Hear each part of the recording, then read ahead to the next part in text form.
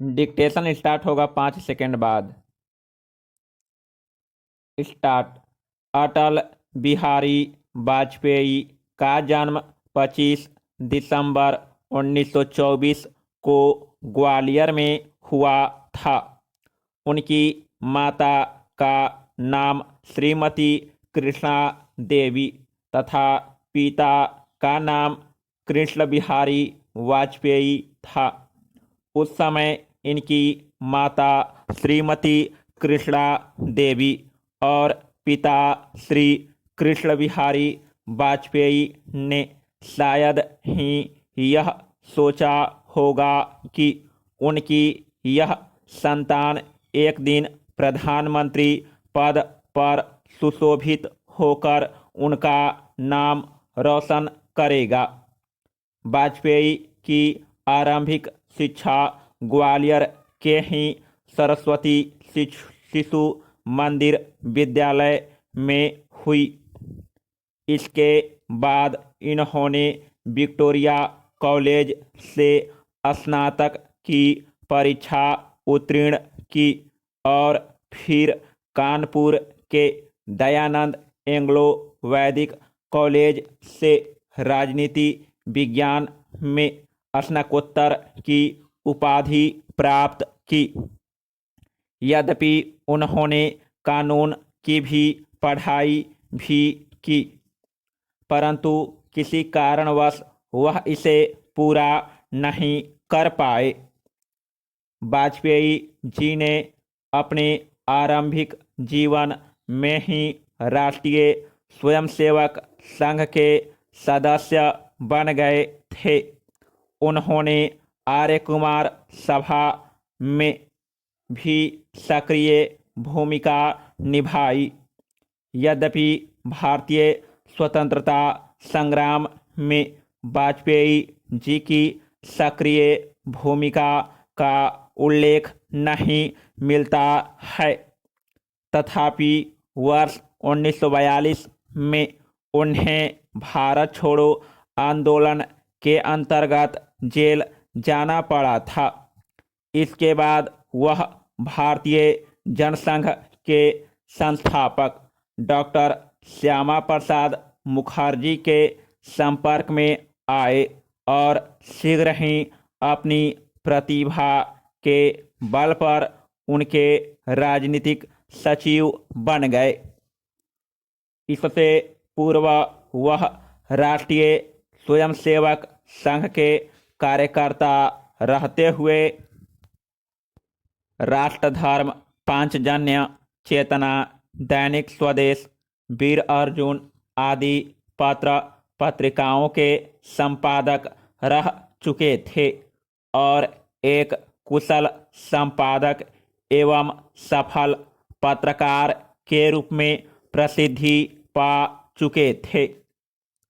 23 जून 1953 को डॉक्टर श्यामा प्रसाद मुखर्जी के आकस्मिक निधन के बाद भारतीय जनसंघ की अगुवाई का भार अटल जी पर आ पड़ा, जिसे उन्होंने भली भांति निभाया। अपने राजनीतिक मार्गदर्शक डॉक्टर श्यामा प्रसाद मुखर्जी का संदेश देश भर में फैलाते हुए अटल जी ने स्वाधीन भारत के राजनीतिक परिदृश्य पर अपनी अमिट छाप छोड़ने में सफलता पाई। श्री अटल जी ने वर्ष 1955 में पहली बार लोकसभा का चुनाव लड़ा था। इस चुनाव में उन्हें हार का मुंह देखना पड़ा था, परंतु धीरे धीरे उनकी लोकप्रियता में वृद्धि होती गई, जिसका परिणाम यह हुआ कि वह 9 बार लोकसभा और 2 बार राज्यसभा के सदस्य चुने गए। वर्ष 1980 में भारतीय जनता पार्टी की स्थापना में भी श्री अटल बिहारी वाजपेयी ने मुख्य भूमिका निभाई।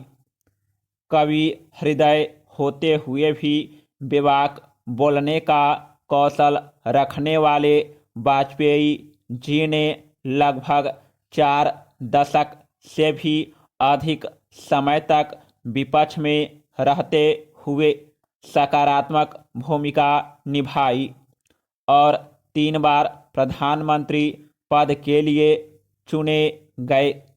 यद्यपि वह वर्ष 1996 में पहली बार पर्याप्त समर्थन के अभाव में 13 दिन और दूसरी बार वर्ष 1998 में 13 महीने ही सरकार चला सके थे, परंतु वर्ष 1999 में तीसरी बार प्रधानमंत्री बनने के बाद वह पूरे 5 साल सफलतापूर्वक सरकार चलाने में सफल रहे।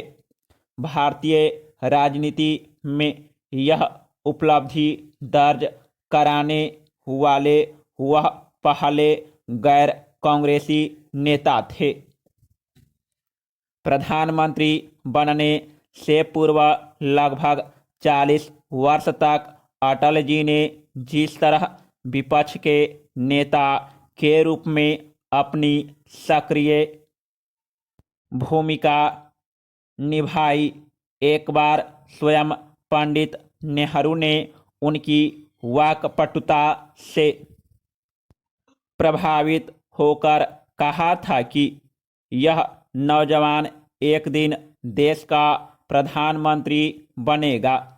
उनका यह कहना सत्य सिद्ध हुआ और नेहरू इंदिरा के बाद पुनः देश को एक ऐसा प्रधानमंत्री मिला जिसने भारत को एक नई ऊर्जा और दिशा दी।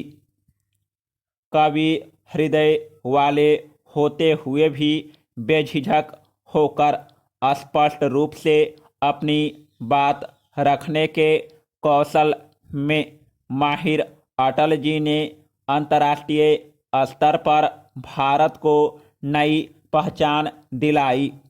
बिना किसी के दबाव में आए हुए उन्होंने देश को परमाणु शक्ति बनाने में अहम भूमिका निभाई, तो पड़ोसी देश पाकिस्तान के साथ भी रिश्ते को नए सिरे से आरंभ किया।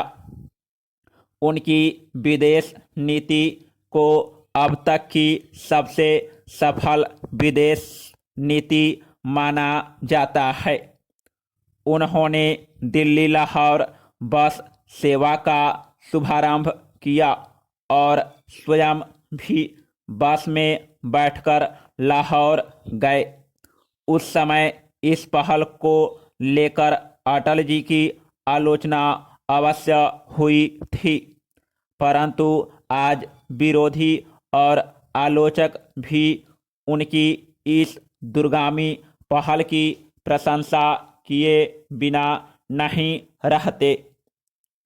पाकिस्तान ने अटल जी की उदार छवि का अनुचित लाभ उठाते हुए वर्ष 1999 में कारगिल युद्ध का बिगुल बजा दिया, परंतु अटल जी ने कारगिल युद्ध की स्थिति को बहुत अच्छी तरह से संभाला और ऑपरेशन विजय के अंतर्गत भारतीय सेना ने पाकिस्तान की सेना को पराजित किया।